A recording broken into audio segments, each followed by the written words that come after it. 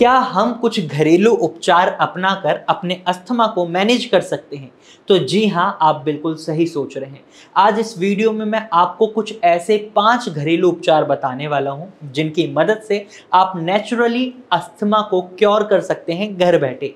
कौन से हैं ये 5 घरेलू उपचार? चलिए जानते हैं। लेकिन इससे पहले एक बात आपको बतानी बहुत ज़रूरी हो जाती है कि वीडियो को एंड तक ज़रूर देखिएगा, क्योंकि अगर आप वीडियो को बीच में छोड़कर चले जाते हैं तो इससे क्या होगा कि आप अधूरी जानकारी के बाद किसी होम रेमेडी को अपने शरीर पर अप्लाई करते हैं और रिजल्ट अच्छे नहीं होते, या उसकी वजह से आपके शरीर में कुछ और नुकसान हो जाए। तो इससे बचने के लिए आप वीडियो को पूरी देखें ताकि इस पूरी जानकारी का आप फायदा उठा पाएं। तो चलिए बात करते हैं होम रेमेडीज की। सबसे पहली होम रेमेडी होती है आपके घर पर रखी हुई लौंग। लौंग को पूजा में भी इस्तेमाल किया जाता है और खाने में भी इस्तेमाल किया जाता है। वहीं लौंग आपके लिए बहुत बेनिफिशियल हो जाती है जब आप अस्थमा को फेस कर रहे होते हैं। लौंग के अंदर कुछ ऐसे एसेंशियल ऑयल्स मिलते हैं जो हमारी कफ को मेंटेन करने में मदद करते हैं, हमारे चेस्ट की जो टाइटनिंग होती है उसको कम करने में मदद करते हैं, और जो ब्रीथिंग प्रॉब्लम हम फेस कर रहे होते हैं अस्थमा के दौरान उसको ठीक करने में मदद करते हैं।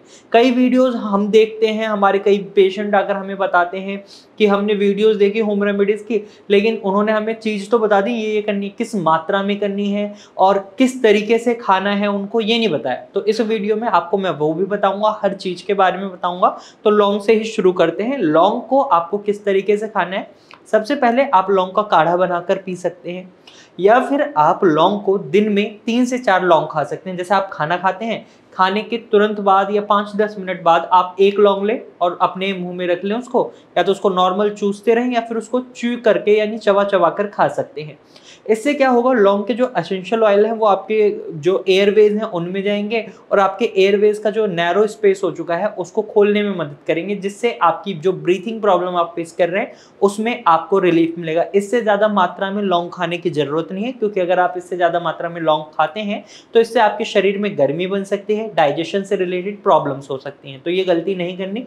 10 से 15 दिन अगर आप इस नुस्खे को अप्लाई कर लेते हैं अपने ऊपर तो आप देखेंगे आपका अस्थमा काफ़ी हद तक मेंटेन हो जाएगा। उसके बाद नंबर 2 जो आप होम रेमेडी अप्लाई कर सकते हैं वो है आपकी काली मिर्च यानी ब्लैक पेपर। ब्लैक पेपर जब आप अपनी डाइट में इंक्लूड करेंगे तो इसमें आपको शहद को और इंक्लूड कर लेना है, यानी 1 चम्मच आपको शहद लेना है और 1 ग्राम काली मिर्च का पाउडर, इसको अच्छे से मिला लेना है और दिन में 2 बार आप इसे लें।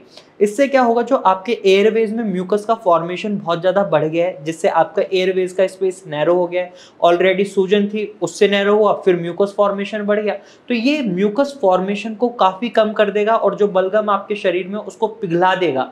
उसको या तो आप मुंह के थ्रू बाहर निकाल देंगे या वो आपके डाइजेशन प्रोसेस के थ्रू आपके शरीर से बाहर निकल जाएगा। तो इस तरीके से आप अपने म्यूकस फॉर्मेशन को कम कर सकते हैं जब आप काली मिर्च के साथ शहद लेते हैं। दिन में 2 बार करें, इससे ज़्यादा मात्रा में करने की कोई भी ज़रूरत नहीं है। नंबर 3 होम रेमेडी की हम बात करें तो यहाँ आप दालचीनी के साथ शहद मिला सकते हैं। इसकी भी मात्रा 1 ग्राम दालचीनी, 1 चम्मच शहद, इसको मिलाएं। दिन में 2 या 3 बार से ज़्यादा इसको भी नहीं लेना।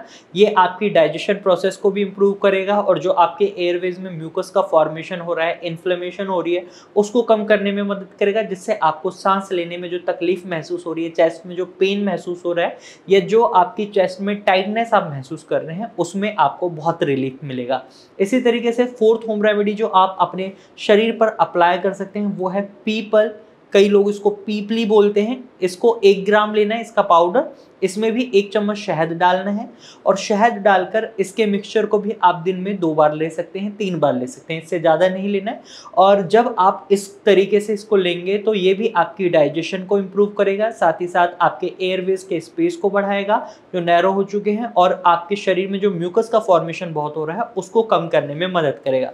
और जब आपका जो कफ का म्यूकस का फॉर्मेशन कम होता है तो आपकी ऑटोमेटिकली सांस लेने की कैपेबिलिटी बढ़ जाती है। खांसी की जो प्रॉब्लम आप फेस कर रहे हैं उसमें आपको बहुत रिलीफ मिलेगा। तो इस तरीके से ये 4 रेमेडीज आपकी मदद करती हैं। अब जो 5वीं होम रेमेडी मैं आपको बताने वाला हूँ वो ये मान लीजिए अस्थमा का रामबाण इलाज है। अगर आप इस होम रेमेडी को अप्लाई करते हैं, फॉलो करते हैं, तो आप अस्थमा से ठीक भी हो सकते हैं घर बैठे ही। क्या है वो? सौंठ और शहद।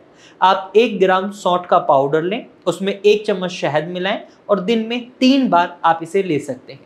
अब इसको लेने के लिए आप दूध के अंदर यानी double tone milk, full cream milk नहीं, डबल टोन मिल्क में 1 चम्मच सौंठ के पाउडर को आप डालें और इसको उबाल लें। इस दूध से भी जो आपका म्यूकस फॉर्मेशन होता है वो कम होता है, जो बलगम है वो बहुत कम हो जाता है और एयरवेज क्लीन हो जाते हैं, यानी लंग्स को डिटॉक्स करने का काम कर रहा है यहाँ पर आपका सॉल्ट। और जिससे क्या होता है, आपके जब एयरवेज क्लीन होते हैं, सांस लेने में ऑटोमेटिकली आपको फायदा देखने को मिलता है। जैसे आप देखेंगे अस्थमा पेशेंट्स को सांस लेने में बहुत तकलीफ होती है, खांसी आती है, उसमें इंस्टेंट रिलीफ देता है ये घरेलू नुस्खा। और इसके साथ साथ सौंठ आपकी डाइजेशन प्रोसेस को भी अच्छा बनाए रखता है। अगर आपका वेट बहुत ज़्यादा है तो ये आपके वेट को मेंटेन करने में भी बहुत मदद करता है। अगर आप डेली बेसिस पे सौंठ खा रहे हैं तो ये आपकी कैलोरीज बर्न करने में मदद करता है जब आप एक्सरसाइज करते हैं, और साथ ही साथ आपके वेट को मैनेज करने में भी बहुत अहम रोल होता है उस समय सौंठ का। और अगर आप जॉइंट पेन से रिलेटेड कोई भी प्रॉब्लम फेस कर रहे हैं और उस समय आप सौंठ और शहद को लेते हैं तो ये भी आपके जोड़ों के दर्द को भी ठीक करने में काफ़ी अच्छी हद तक मदद करता है। अब इसके साथ साथ मैं आपको एक बात और बताऊंगा कि जो सारी होम रेमेडीज़ मैंने बताई हैं ये आपके इम्यून सिस्टम को स्ट्रॉन्ग बनाने का भी काम करती हैं। अगर आपका इम्यून सिस्टम स्ट्रॉन्ग बनेगा तो आप देखेंगे जो ऑटोमेटिकली आपका अस्थमा बढ़ रहा है वो धीरे धीरे कम हो जाएगा, क्योंकि आपका इम्यून सिस्टम सही से काम करेगा। अब इन 5 होम रेमेडीज़ को आप घर पर अप्लाई कर सकते हैं। कोशिश करें एक समय पर एक ही होम रेमेडी अप्लाई करें, या फिर आप अगर सारी होम रेमेडीज को एक साथ अप्लाई करना चाहते हैं, फॉलो करना चाहते हैं, तो उसका भी एक नुस्खा है। समान मात्रा में आप लौंग लें, सौंठ लें, पीपली लें या पीपल लें, इसी तरीके से दालचीनी लेनी है और इसी तरीके से काली मिर्च, इन 5 का मिक्सचर बनाएं। और जब आप खाना बनाते हैं तो 1 चम्मच या थोड़ा सा 1 चुटकी भर आप उसमें इस मसाले को डाल सकते हैं, आपके खाने का टेस्ट भी बढ़ेगा। और कोशिश करें पानी वाली सब्जी बनाकर खाएं। इससे क्या होगा, जो सूप बोलते हैं हम या फिर काढ़ा बोलते हैं, वो ऑटोमेटिकली इन चीज़ों का काढ़ा भी बन जाएगा और आपको खाने के साथ ये सारे गुण मिल जाएंगे जो आप नॉर्मल होम रेमेडीज़ में अप्लाई करना चाहते थे। जनरली हम देखते हैं लोग नॉर्मल होम रेमेडी अप्लाई नहीं कर पाते। खाना तो हर इंसान खाता है, तो खाने में आप इस तरीके से इन चीज़ों को डालकर अपने अस्थमा को मैनेज कर सकते हैं।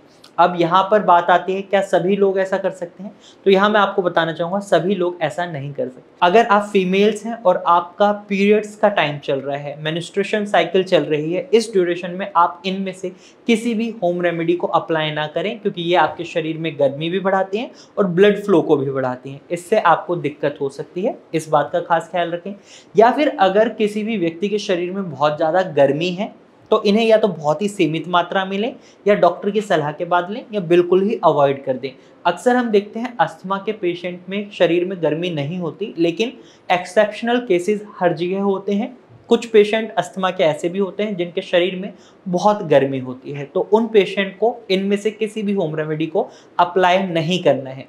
अगर आपका अस्थमा इन होम रेमेडीज़ की मदद से मैनेज हो जाता है तो वेल एंड गुड है, अगर नहीं होता तो आप भारत होम्योपैथी की डॉक्टर की टीम से कंसल्ट कर सकते हैं। यहाँ पर आपको कस्टमाइज्ड मेडिसिन दी जाती हैं जिसकी वजह से रिजल्ट्स बहुत अच्छे देखने को मिलते हैं। जहाँ ये बोला जाता है अस्थमा कभी ठीक नहीं हो सकता, भारत होम्योपैथी ने अस्थमा को ठीक किया है, बहुत पेशेंट ठीक हुए हैं और आप भी ठीक हो सकते हैं।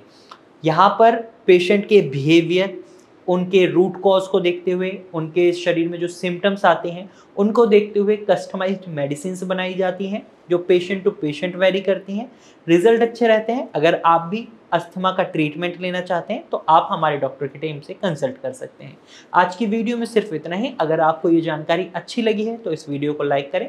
साथ ही आप ऐसे ही इंफॉर्मेशनल वीडियोस और देखना चाहते हैं तो आप हमारे चैनल को सब्सक्राइब भी कर सकते हैं, बेल आइकन को जरूर दबाइएगा। और अगर इसके बाद भी आपके मन में कोई सवाल है या आप हमें कोई सजेशन देना चाहते हैं तो कमेंट के थ्रू आप अपना सवाल हमसे पूछ सकते हैं और अपना सजेशन भी हमें दे सकते हैं।